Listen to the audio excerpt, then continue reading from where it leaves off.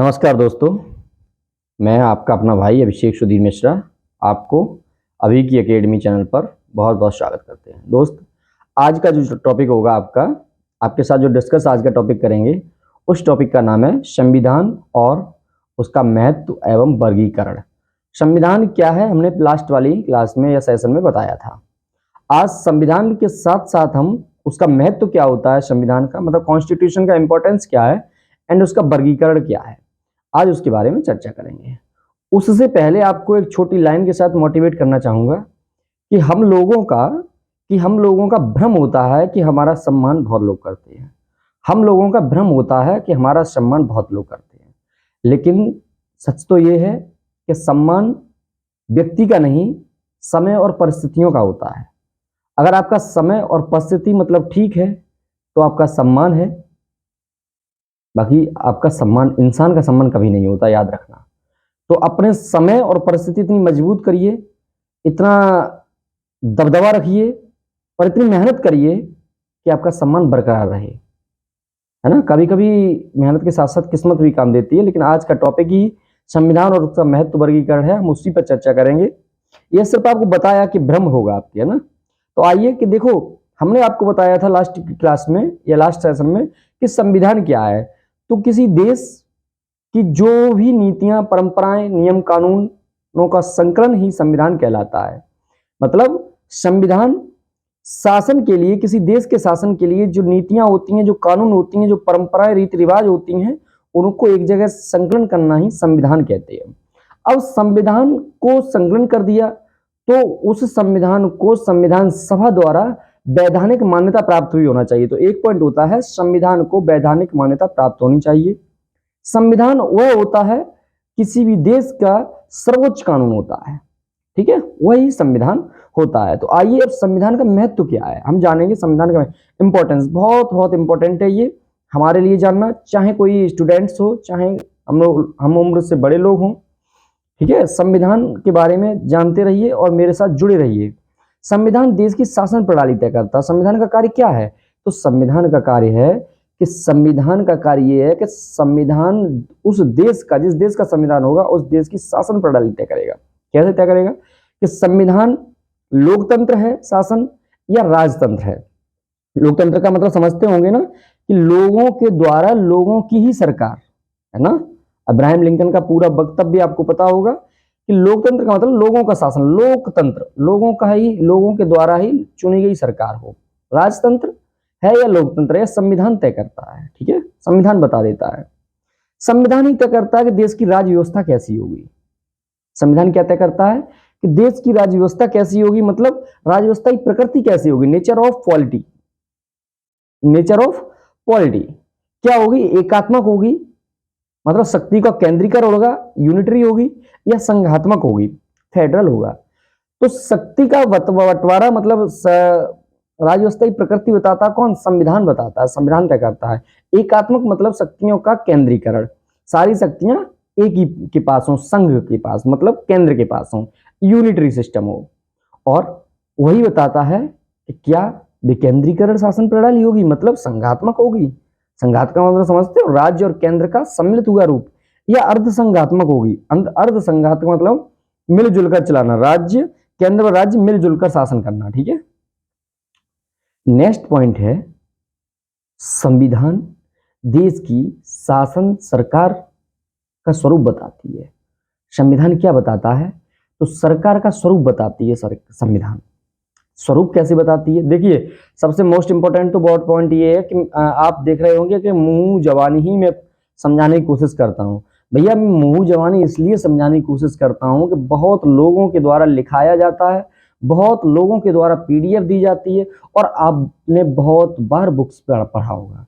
तो केवल आप सुनने का काम करिए, आराम से लेट कर, जब टाइम मिला करे वीडियो सेव कर लीजिए, डाउनलोड कर लीजिए, चैनल को सब्सक्राइब कर लीजिए, नोटिफिकेशन पहुंचेगा आपके पास, और आराम से लेट कर मेरी बातों को सुनते रहिए। और जब आप सुनते सुनते एक दिन वो होगा कि आपको ये सब चीज़ तैयार हो जाएगी। लिखते बहुत लिखा हुआ होगा आपके पास, बहुत रद्दी, कोई नहीं पढ़ता लिखा हुआ, समझते चलिए, और लिखा होगा वो अपने पहले से रिवीजन करते रहिए, ठीक है। तो देखिए, संविधान देश की सरकार का स्वरूप तय करती है। स्वरूप क्या क्या होता है तो जान लीजिए। संसदात्मक प्रणाली, संसाधनात्मक प्रणाली, मतलब पार्लियामेंट्री सिस्टम, एंड अध्यक्षात्मक प्रणाली मतलब प्रेसिडेंशियल सिस्टम, और अर्ध अध्यक्षात्मक सिस्टम। ये क्या क्या होती हैं हम आपको आने वाले हर सेशन में मैं आपको जरूर बताऊंगा, लेकिन अभी जो मैं बता रहा हूं वो अच्छे से जान लीजिए। तो संविधान देश की शासन स्वरूप तय करती है, ठीक है। नेक्स्ट है, संविधान सरकार के अंगों की शक्तियों की सीमा तय करती है। संविधान सरकार के अंगों की शक्तियों की सीमा तय करती है। सरकार के अंग क्या है, हमने आपसे बात की थी कि सरकार के अंग होते हैं, देखो, एक तो लेजिस्लेचर होती है जिसे हम विधायिका कहते हैं, एक एग्जीक्यूटिव होती है जिसे हम कार्यपालिका कहते हैं, और एक होती है जुडिशरी जिसे हम न्यायपालिका कहते हैं। सरकार के तीन ही अंग होते हैं मुख्य रूप से, एक मीडिया भी मान लिया जाता है, लेकिन हम तीन मुख्य रूप से अंग पढ़ेंगे। क्या पढ़ेंगे? तीन। यही पूरा लेजिस्लेटिव मतलब संविधान के शक्तियों का सीमा तय करती है कि विधायिका की शक्ति क्या है, कार्यपालिका की शक्ति क्या है, और न्यायपालिका की शक्ति क्या है। अपने अपने शक्तियों के दायरे में, अपनी अपनी सीमाओं के शक्तियों के सीमाओं के दायरे में रहकर ही हर संगठन, हर इंस्टीट्यूट अपना अपना कार्य करता है, ठीक है। यह संविधान ही तय करता है। अब बात आती है संविधान का वर्गीकरण। हमने संविधान का महत्व तो समझ लिया इसमें, अब बात पढ़ेंगे इसमें हम संविधान का वर्गीकरण। तो उत्पत्ति के आधार पर, पॉइंट नंबर 1 क्या है? उत्पत्ति के आधार पर, ठीक है। एक होता है विकासशील और एक होता है विकसित। दो तरीके के संविधान होते हैं, एक विकसित हो चुका होता है और एक विकासशील मतलब विकासशील मतलब विकास हो रहा होता है उसमें, ठीक है। या कहें तो विकसित हुआ संविधान, या कहें निर्मित हुआ संविधान। तो निर्मित हुआ संविधान अपने भारत का निर्मित हुआ संविधान है, आप ये जान लीजिएगा, ठीक है। आइए नेक्स्ट पॉइंट देखते हैं, संविधान की शासन प्रणाली की भावना के आधार पर। कैसी भावनाएं हैं? तो लोकतंत्रात्मक है या राजतंत्रात्मक है, ये भी तो एक भावना है ना। तो बहुत अच्छे तरीके से समझते रहिए। नेक्स्ट पॉइंट देखिए क्या है, संकलन की प्रकृति के आधार पर। अब संकलन जो किया गया है वो कैसा किया गया है हमारे मतलब कॉन्स्टिट्यूशन का, किस किस तरीके का? तो एक तो होता लिखित संविधान, एक होता लिखित कॉन्स्टिट्यूशन, रिटन कॉन्स्टिट्यूशन, एक होता अनरिटन कॉन्स्टिट्यूशन। अच्छा, रिटन कॉन्स्टिट्यूशन अनरिटन कॉन्स्टिट्यूशन में क्या ये है कि मतलब जो अलिखित संविधान है वो लिखा ही नहीं गया है? बिल्कुल लिखा गया है। अलिखित संविधान का मतलब ये होता है कि उसका बहुत सा पार्ट नहीं लिखा गया है, बहुत सा पार्ट मतलब कम पार्ट लिखा हुआ है और बहुत से पार्ट नहीं लिखा गया है, ठीक है। मतलब उसको किताब के तरीके से या एक मतलब स्पाइरल तरीके से नहीं बनाया गया है, मतलब उसका गठन नहीं, एक तरीके से जोड़ के नहीं रखा गया है। लिखा गया, ऐसा नहीं लिखा गया हो। अच्छा, लिखित संविधान जैसे भारत का संविधान, इसको एक मतलब बुक के तरीके से बनाया गया है, ठीक है। तो इसे बहुत सारा, जिसमें बहुत अधिक पार्ट लिखा हुआ हो, कम परंपराएं हो, रीति रिवाज हो, उसे हम लिखित संविधान कहते हैं। अब है पॉइंट नेक्स्ट है, संशोधन की प्रकृति के आधार पर। अब संशोधन संविधान में कैसे हो सकता है? देखो, एक तो बहुत कठोर तरीके से होता है, जैसे अमेरिका का संविधान, ब्रिटेन का संविधान, है ना। कठोर संविधान अमेरिका का संविधान है और ब्रिटेन का संविधान लचीला संविधान है, ठीक है। और अपने भारत का संविधान ना ही कठोर है ना ही लचीला है, nor neither then flexible and nor neither then hardness, ठीक है। तो अपने भारत का दोनों लिया गया है, लचीला भी और कठोरता भी। समझ में आया नहीं आया? नेक्स्ट है संघ के आधार पर। संघ कैसा? एकात्मक और संघात्मक। तो हमारा जो भारत का कॉन्स्टिट्यूशन है वो एकात्मक भी है और संघात्मक भी है। मतलब इमरजेंसी जब पावर लगती है तो शक्तियां सारी केंद्र के हाथ में हो जाती हैं, राष्ट्रपति शासन लग जाता है।